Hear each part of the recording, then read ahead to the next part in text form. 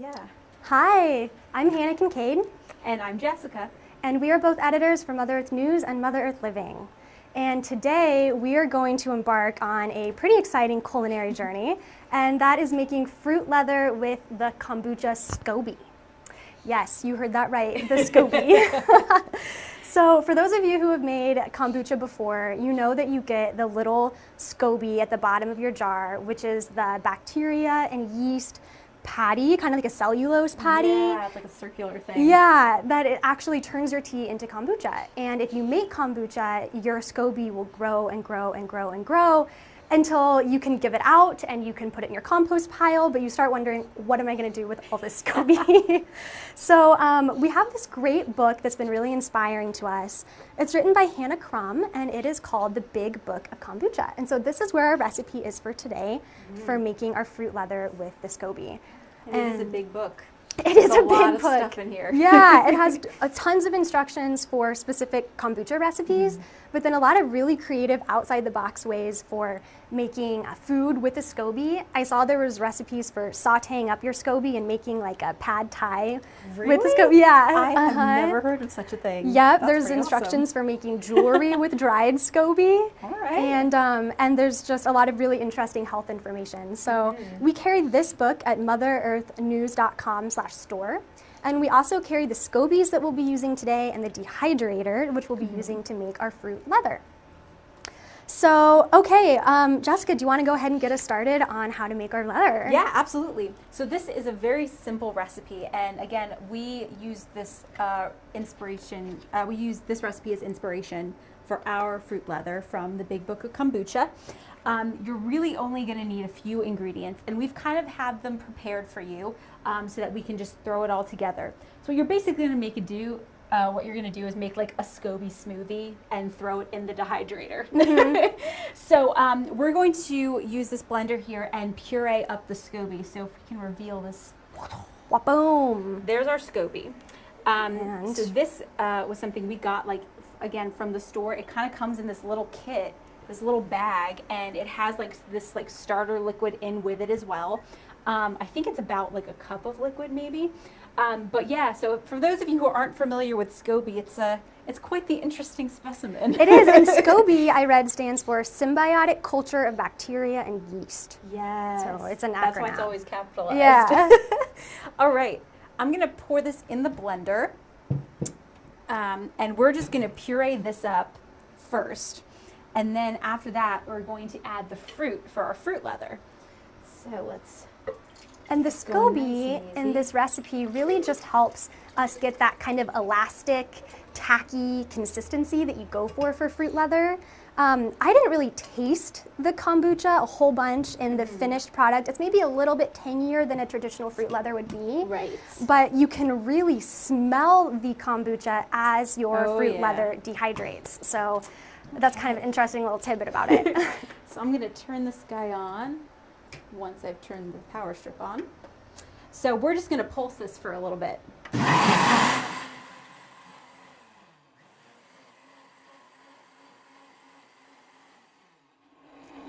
right, I'm going to give this a couple more pulses.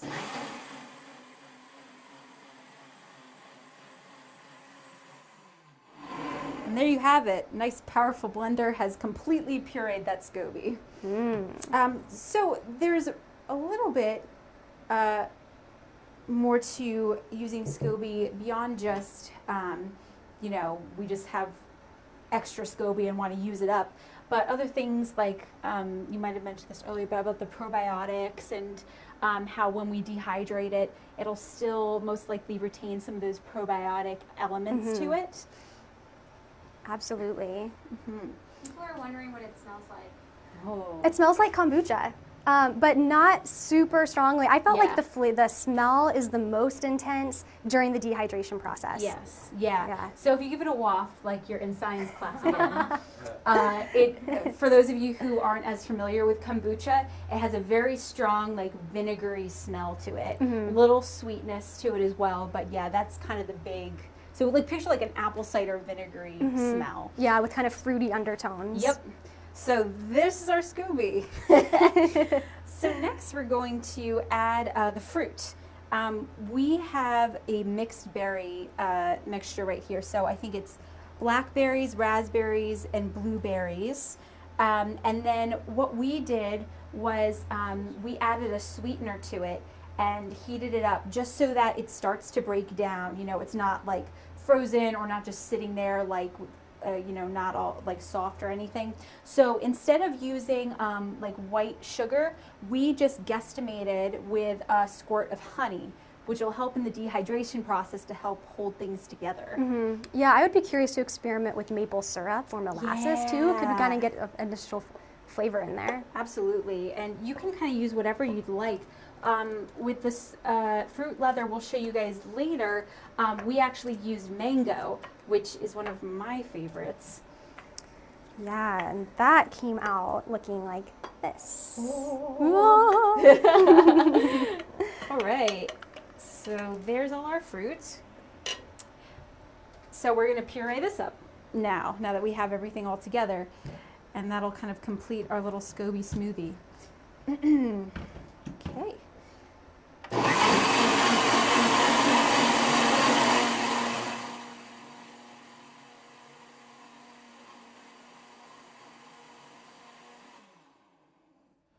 Looks really good. Looks great. Another note for people, depending on how sensitive you are to textures, think a little bit about what types of fruit you'd like to throw in for your Scoby. I did find that when I tried some of the mixed berry ones, you still might taste a little bit of the seed. You might get a little crunch of a seed there. So you can just kind of think about what fruit you want to add for yourself if you're a little sensitive to seeds. Yeah, and fruits that have a higher amount of pectin in them, like apples, are going to create a fruit leather that's a bit chewier and stretchier, which I really like. I like that consistency. Yeah, that's good stuff. So here is our, it basically just looks like a regular smoothie now, you know, that you would make. So just nice liquefied. It has a little, like you can see some of like the blueberry skins and everything, but it's at a really nice consistency. So the next thing you're going to do is you're just going to throw it onto the dehydrator tray. So we'll talk a little bit about that next. Yeah, and for when you're dehydrating, if you're making fruit leathers, there's a specific tray that you need to use, and it is this kind of plastic. We'll hold it up so you guys can see it. It's just kind of that silicone plastic amount because you're putting a liquid in here. So if you were to put it directly on your dehydrator trays, it would just drip right through. Yeah, that wouldn't be good. So make sure you have the right trays. Yeah, and if you need more, there are places you can just buy these trays online instead of having to buy a full dehydrator or anything. Just like any sort of other add-ons for devices for your kitchen. What it is recommended to do before you pour in your Scoby mixture is to put something on here that'll help it not to stick as it's dehydrating. So we have a little bit of coconut oil that we're just going to put on there so that it's easier to peel off once it's done dehydrating. So we used this earlier when we were doing this, and we found that a little goes a long way. And the coconut oil doesn't really dehydrate much, which is interesting. So if you put too much on, when you're done, you'll pull your fruit leather up and see that there's kind of that oily, wet substance left behind. You'll see it collecting, which is easy enough to take off. But you can just kind of, and I think we still a little bit on here from last time, so we really don't need much. I read something interesting while we were preparing, and it was that if you like a general idea of doing this, but you're kind of on edge about the flavor of the Scoby, you can cut up the Scoby and soak it in fresh water for 12 to 24 hours, and it'll take away a lot of that kombucha flavor and leave you just with this binding probiotic rich substance. Oh, that's really interesting. So yeah, you can try that if you're kind of on the fence. Right. Yeah, I like that. Another cool thing to do to make your own homemade fruit leather like this is because, at least in my experience growing up, I ate fruit leather like every day. I was telling Hannah about this. I was so into it. But a lot of times they will come in individual plastic wrappers. So it's another sustainable step where if you can make your own fruit leather and lessen on how much plastic you get at the grocery store, that's another win. Yeah, and you can really cut back on the sugar. Oh yeah, that was always my thing, is I love fruit leathers, but all the ones that I've seen at the store have added sugars in them. Yeah, so, and once I got past like age 12, that became a problem. Yeah. All right, so, oh, you know what, before I do this, we're actually gonna measure this. these trays hold about a cup to a cup and a half of liquid. So before I go and pour everything in, we're just going to measure this just to be on the safe side. So this is our 1 cup measuring, and that seemed to work very well for us when we tried last time. So you can kind of experiment, see how much works for the tray for you. We found that that cup to a cup and a half amount is good because you don't want it too thick that it's going to take a super long time or be very gummy, but you also don't want like too little and then get it very brittle or it starts to break apart on you, and it doesn't have like, you know, it's not really feeling like fruit leather, it's more just like fruit, like candy or something. Yeah, you know, it gets that's, kind of like, dry. crunchy. Yeah. So I'm just kind of spreading this around, and we might actually add a tiny bit more in here depending on how well this spreads into this other corner. And one of the fun things about fruit leather is that they have a really long shelf life.